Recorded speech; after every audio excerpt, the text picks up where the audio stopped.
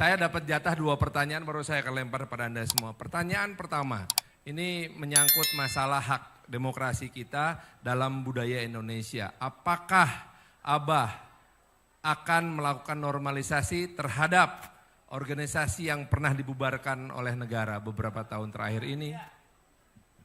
Sebut aja namanya, jangan takut. Oh ya udah. Ini. Gimana? Malah saya yang tanya yang takut, tapi saya yang jawab yang takut. Apakah Abah akan melakukan normalisasi terhadap FPI dan HTI? Ya, gini. Saya sebelum jawab itu saya mau bilang terima kasih dulu. Iya. Buat semua seniman budayawan di Bandung yang sudah bersama-sama menyiapin ini. Kang Rosid terima kasih, instalasinya dahsyat. Kemudian saya kalau ke Bandung biasanya nyempetin ke tempat Kang Rosid. Ini lagi masa kampanye jadi gak bisa mampir Kang. Kemudian Kang Iman Soleh, ini Ledeng, ini komunitas Ledeng luar biasa. Makasih. Dan semua saja yang hadir di sini. Dan ini adalah memang saya bilang kita ingin agar proses demokrasi kita ini lebih dialogis, lebih terbuka. Lebih siap untuk berbicara ke depan. Kenapa? Karena yang sedang kita pertimbangkan untuk diberi kewenangan itu bukan sekedar milih orang untuk fotonya dipasang di ruang kelas, betul nggak Kang Pan? Betul. Tapi kita sedang milih orang untuk nantinya dimintai peran atas nama rakyat, atas nama negara mengambil keputusan. Karena itulah kita pengen tahu bagaimana cara berpikirnya, bagaimana cara mengambil keputusannya supaya rakyat bisa ngecek seberapa sama saya dengan dia. Seberapa sama, belum tentu 100% sama. Tapi paling tidak bisa tahu. Kalau tidak ada dialog dan cuma foto-foto aja, nanti kita keliru seperti pernah kita alami dulu-dulu. Betul nggak? Iya. Loh, kita nggak tahu calon berpikirnya bagaimana, cara ngambil keputusannya gimana. Kerakyatan itu bukan ditunjukkan dengan foto, kerakyatan itu ditunjukkan dengan pikiran, gagasan, dan perbuatan. Ya. Jadi karena itulah kemudian kami merasa terima kasih siapapun yang menyelenggarakan acara ini menjadi kesempatan untuk semua nyocokin kalibrasi. Ya. Nah kemudian kembali kepada apa yang ditanyakan oleh Kang Farhan tadi. Negara ini adalah negara hukum. Setiap warga negara memiliki hak untuk berserikat, berkumpul, melakukan kegiatan apapun juga. Negara tidak bisa mengatur pikiran orang. Negara tidak bisa mengatur perasaan orang. Yang negara bisa atur adalah perbuatan.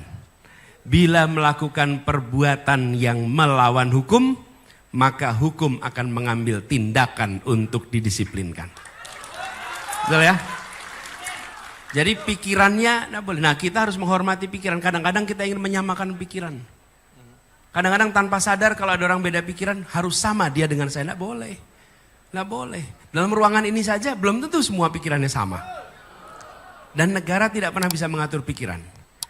Kita mengatur perbuatan. Jadi bila kemudian ada organisasi yang melakukan tindakan melawan hukum, maka hukum akan berlaku pada organisasi itu, apapun organisasinya, dan kemudian dibuktikan di pengadilan. Nah, apa yang sudah menjadi keputusan pemerintah, itu keputusan pemerintah.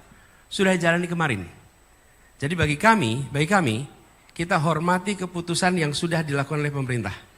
Setuju apa tidak setuju, keputusan itu sudah dibuat, sudah terjadi.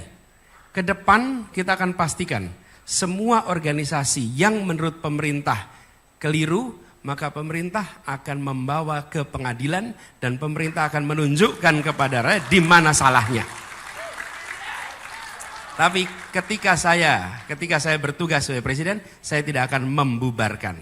Saya akan membawa ke pengadilan, minta pengadilan membubarkan. Bila melakukan pelanggaran hukum. Kenapa? Karena kami menghormati institusi pengadilan. Yang sudah kejadian sudah. Tapi ke depan kita hormati pengadilan. Dan disitulah negara demokrasi. Karena kalau tidak, nanti negara ini dijalankan pakai selera. Kalau pakai selera apa? Gini nih, ketika yang dibubarkan oleh negara, organisasi yang kita tidak setuju, kita tepuk tangan. Nanti satu saat negara bisa berbalik. Dia akan membubarkan organisasi yang kita berada di dalamnya. Dan kita mau bilang apa waktu itu? Tidak bisa berbuat apa-apa. Toh kita sudah membiarkan negara untuk membubarkan tanpa mengikuti kaidah-kaidah hukum sebuah negara hukum. Itulah sebabnya saya sampaikan, yang kami ingin usahakan adalah menjaga republik ini jangan sampai menjadi negara kekuasaan. Tapi harus menjadi negara hukum. Kalau negara hukum, saya harus bawa ke pengadilan, kejaksaan bawa ke pengadilan. Bila saya menemukan si X menurut hemat kami melakukan pelanggaran, bawa ke pengadilan, bawa ke pengadilan. Kembalikan itu. Tapi kalau tidak, akhir-akhir ini kita menemukan, beri contoh, kita membiarkan penyimpangan-penyimpangan itu bergerak pelan-pelan. Ada misalnya pembubaran organisasi, udah kita diamkan. Kenapa? Karena kami nggak cocok dengan organisasi itu, biarin aja. Ada undang-undang ditetapkan tanpa ada pembahasan, kita biarin aja. Tidak ada pembahasan yang panjang. Mau contoh IKN, ada pembahasan panjang? Tidak. Jadi cetok. Omnibus Law, memang dibahas panjang? Tidak, cetok. Lalu kita biarkan itu, diam terus. Semua itu bergerak sampai satu saat baru pada terkejut ketika MK kejadian. Baru, waduh, kok jadi begini? Sudah terlambat. Sudah terlambat, karena itu sekarang kami punya waktu 17 hari lagi nih sekarang ke depan. Pilihan kita dua, mau menjadikan negara ini negara kekuasaan atau mau menjadikan negara hukum. Kalau menjadikan negara hukum, maka kami menganjurkan pilih yang menempatkan hukum sebagai supremasi dalam pengambilan keputusan. Kalau negara kekuasaan, kekuasaan yang akan mengatur hukum. Nah, disitulah menurut saya penting. Jadi jawabannya yang sudah terjadi sudah, tapi ke depan seluruh ketentuan mengikuti prosedur hukum di mana pengadilan yang menetapkan, bukan keputusan dari pemerintah. Gitu ya. Baik, terima kasih.